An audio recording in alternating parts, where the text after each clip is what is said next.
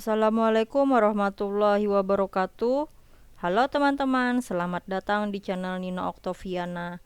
Di video kali ini aku akan membahas persiapan soal P3K Kebidanan tahun 2024, tips trik lulus P3K, yaitu adalah pembahasan tentang asuhan kehamilan patologis bagian ke-9. Oke, kalau begitu kita langsung aja ya membahas soal yang pertama. Soal nomor 1, Nyonya K berusia 25 tahun, G1 P0A0, hamil 36 minggu, datang ke PMB. Ibu mengeluh mudah lelah. Hasil pemeriksaan tekanan darah 120/70, nadi 80, respirasi 20, suhu 36,8 derajat Celcius, tinggi fundus uteri 30 cm, DJJ 180 kali per menit.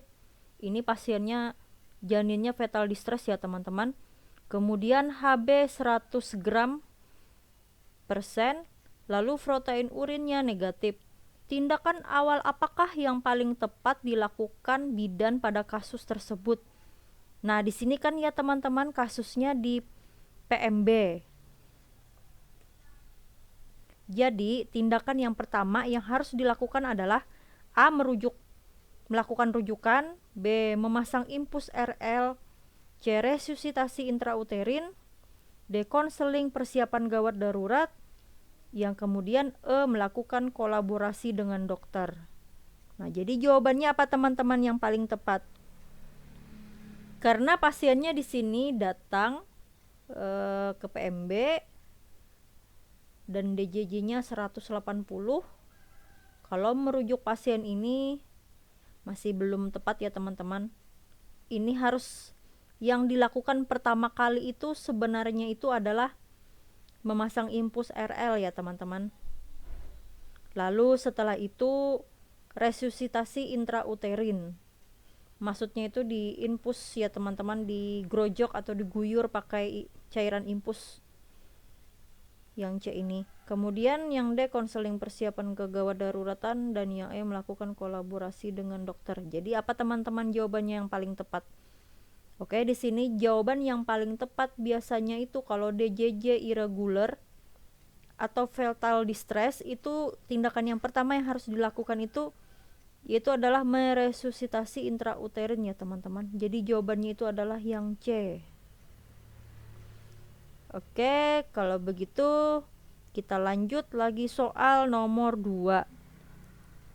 Nyonya U berusia 26 tahun, G1 P0A0, dengan usia kehamilan 12 minggu, datang ke PMB mengeluh keluar bercak darah dari kemaluan dan kontraksinya plus.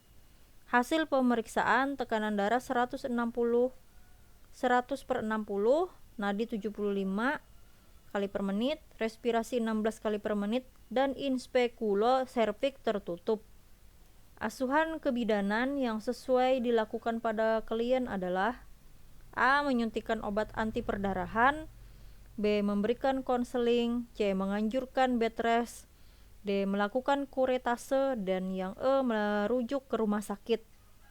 Jadi di sini asuhan kebidanan yang paling utama ya teman-teman yang harus dilakukan yaitu adalah yang C ya teman-teman, menganjurkan bed rest. Jadi pasiennya itu jangan banyak bergerak, bed rest dulu. Kalau misalnya sudah dilakukan bed rest tapi masih saja keluar bercak darah atau keluar darah segar dari kemaluan, langsung aja ya teman-teman, saran ke pasien untuk dirujuk ke rumah sakit atau merujuknya ke rumah sakit. Oke, kalau begitu kita lanjut lagi soal nomor 3. Nyonya D berusia 30 tahun, G1 P0A0, hamil 8 minggu, ke puskesmas. Mengeluh sudah 2 hari mengalami plek-plek serta mual muntah yang berlebihan. Hasil pemeriksaan menunjukkan keadaan kelainan anemis. Tekanan darah 100/70, nadi 84 kali per menit, respirasi 20 kali per menit, suhu 37,7 derajat Celcius, TFU setinggi pusat, dan HB 9 gram per DL. Berarti ini pasiennya anemia ringan ya teman-teman. Lalu pemeriksaan penunjang apa yang tepat untuk kasus tersebut? A. Pemeriksaan USG, B. Pemeriksaan fisik, B. Pemeriksaan bimanual, D. Pemeriksaan inspekulo, dan yang E. Pemeriksaan darah. Nah, jadi teman-teman ya, apa jawaban yang paling tepat untuk soal nomor 3? Ya, yang paling tepat itu adalah yang A ya teman-teman, pemeriksaan USG. Jadi jawabannya adalah yang A. Itu kasus yang paling tepat pemeriksaan penunjangnya. Jadi jawabannya A ya teman-teman. Oke, kita lanjut lagi soal nomor 4. Di sini soalnya mulai nomor 1 sampai nomor 3 mudah-mudah ya teman-teman. Oke, kita lanjut lagi soal yang nomor 4. Nyonya I berusia 25 tahun, G1P0A0, dengan usia kehamilan 39 minggu, datang ke PMB mengeluh perut terasa kencang, perut terasa nyeri, dan sangat hebat keluar keringat dingin dan gelisah. Setelah dilakukan pemeriksaan oleh bidan, didapatkan hasil bahwa perut teraba keras, denyut nadi dan pernapasan meningkat. Teraba lekukan melintang pada segmen bawah rahim setinggi pusat, serta kontraksi uterus terus-menerus dengan sangat kuat. Maksudnya berkontraksi sangat kuat ya teman-teman. Diagnosis yang tepat sesuai dengan kasus tersebut adalah A. Ruptur uteri, B. Plasenta previa, C. Inersia uteri primer, D. Solusio plasenta, dan yang E. Ruptur uteri imminens. Nah, jadi jawabannya apa teman-teman? Di sini kan pasiennya itu keluhannya itu perut terasa kencang, lalu nyeri perut terasa sangat hebat, nyerinya sangat hebat ya teman-teman, keluar keringat dingin dan gelisah. Setelah dilakukan pemeriksaan, perut teraba keras, denyut nadi dan pernapasan meningkat, teraba lekukan melintang pada segmen bawah rahim setinggi pusat, dan kontraksinya terus menerus, ada his ya teman-teman, terus menerus berkontraksi rahimnya. Kalau ruptur uteri itu adalah robekan di rahim, ini kurang tepat ya teman-teman. Plasenta previa ini plasenta di bawah dan menutupi jalan lahir, ini juga tidak tepat. Inersia uteri ini tidak ada kontraksi. Lalu solusio plasenta ini plasenta yang lepas dari dinding rahim sebelum janin keluar, ini juga tidak ya teman-teman. Jadi jawabannya yang paling tepat itu adalah ruptur uteri imminens. Jadi kontraksi uterusnya itu sangat kuat kan, dan itu ada robekan di rahim, tapi masih bisa dipertahankan. Kemungkinan ini bekas operasi sesar ya teman-teman sebelumnya.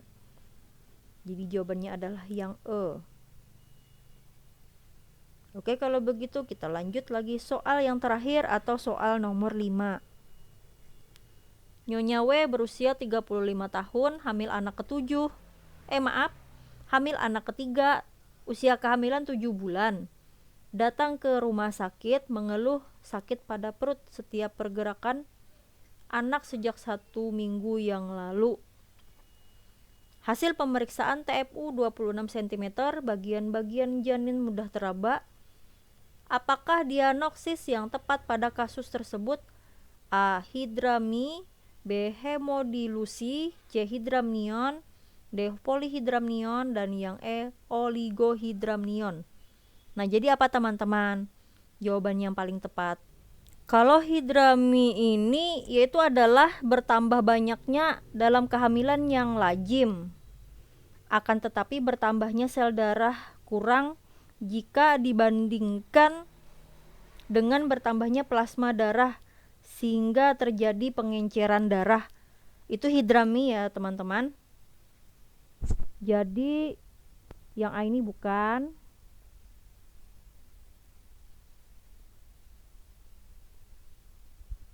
Kalau hemodilusi itu perubahan hemodinamika di mana terdapat kenaikan volume darah, namun jumlah eritrosit menurun sehingga darah menjadi encer.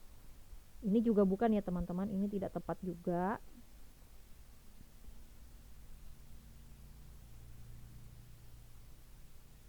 Nah, kalau hidramnion yang C ini itu adalah kelainan cairan ketuban. Cairan ketuban itu mengelilingi dan melindungi janin di dalam kandungan. Jadi ini juga bukan ya teman-teman, ini kelainan cairan ketuban. Ini juga kurang tepat. Nah, kalau polihidramnion ini itu adalah cairan ketuban yang berlebihan atau yang menumpuk. Ini juga kurang tepat ya teman-teman. Ini juga tidak tepat. Sedangkan oligohidramnion itu yaitu adalah cairan ketuban yang kurang dari 500 mili pada usia kehamilan 32 sampai 36 minggu.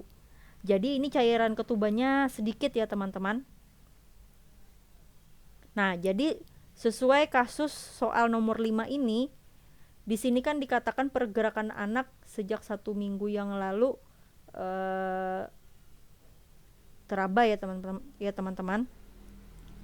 Kemudian teraba sekali bagian-bagian janinnya.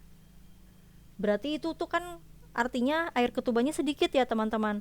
Jadi jawaban yang tepat itu adalah yang E, olihidramnion. Nah, segini dulu ya teman-teman soal dari aku. Nanti aku akan membuat soal-soal terbaru lagi. Yang penting kita pelajari aja dulu. Semoga tahun 2024 nanti soal-soalnya lebih mudah dan kita bisa menjawabnya dengan lancar. Oke teman-teman, segini dulu ya soal dari aku. Sampai jumpa di video aku selanjutnya. Terima kasih.